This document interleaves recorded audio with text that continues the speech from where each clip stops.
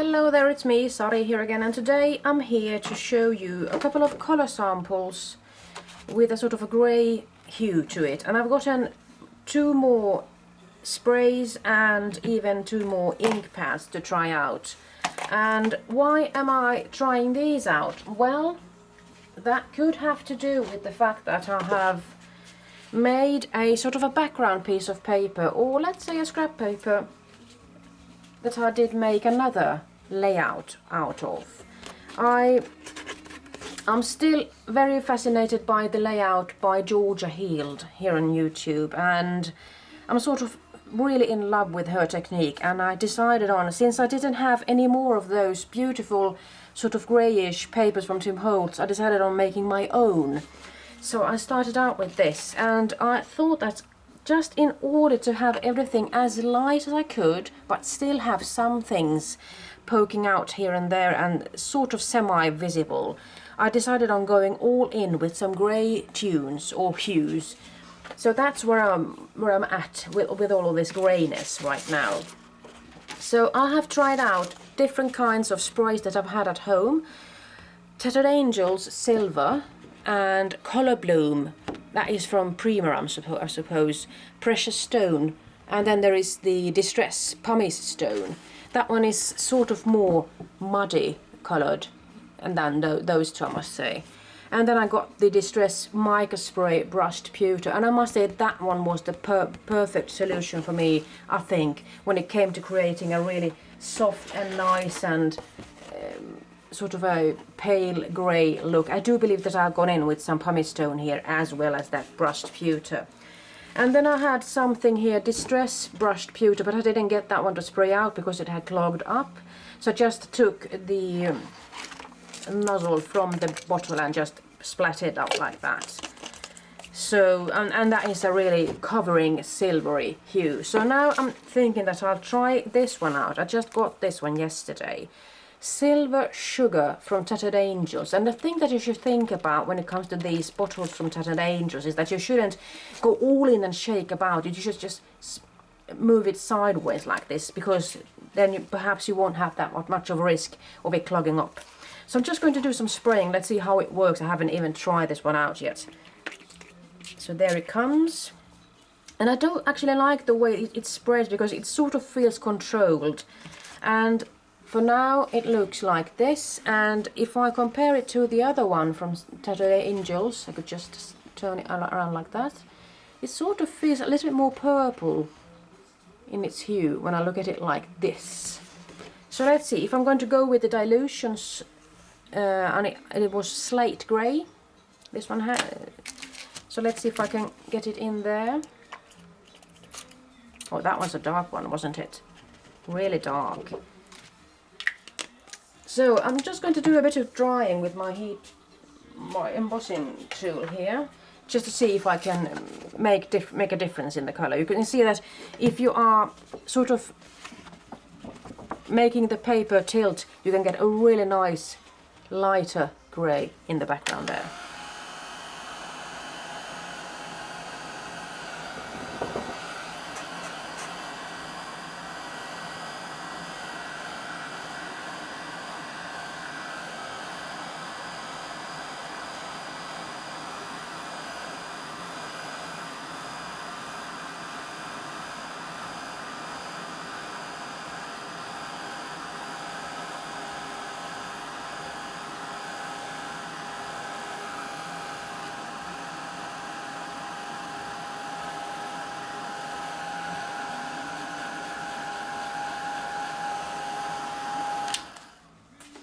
So I'm just going to stop here and let you see what I have found out so far. When it dries up and you have sort of tilted it, or perhaps even taken away some of the excess color, you can get a really nice sort of half light color.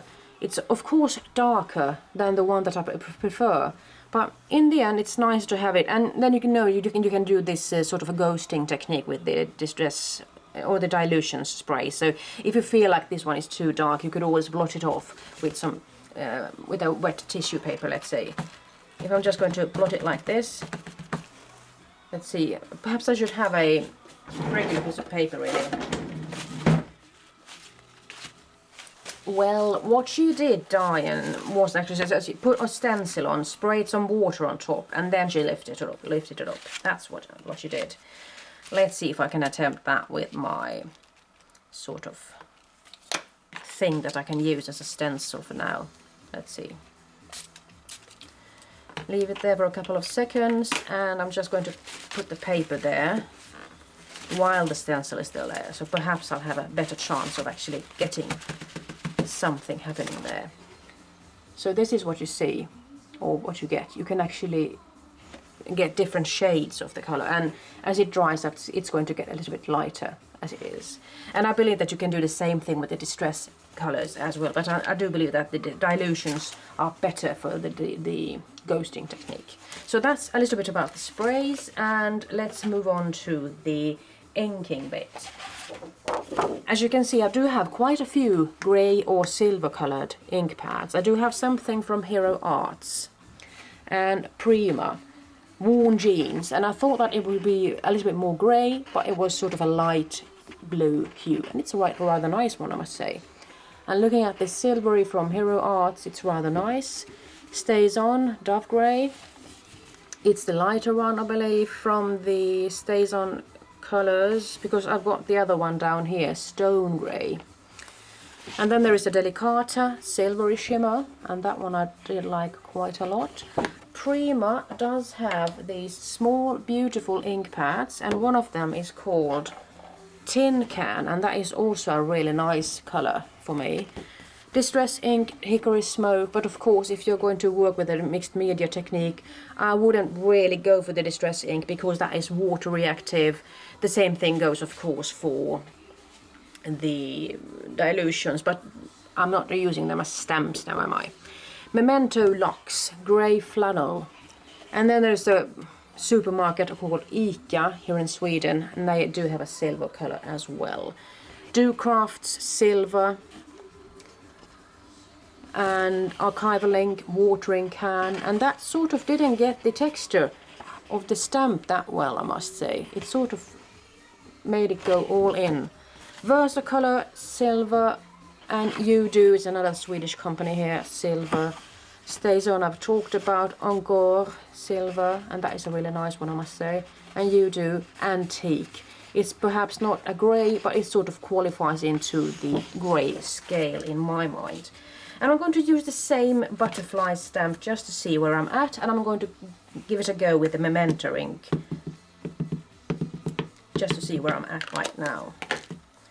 So Memento London Fog,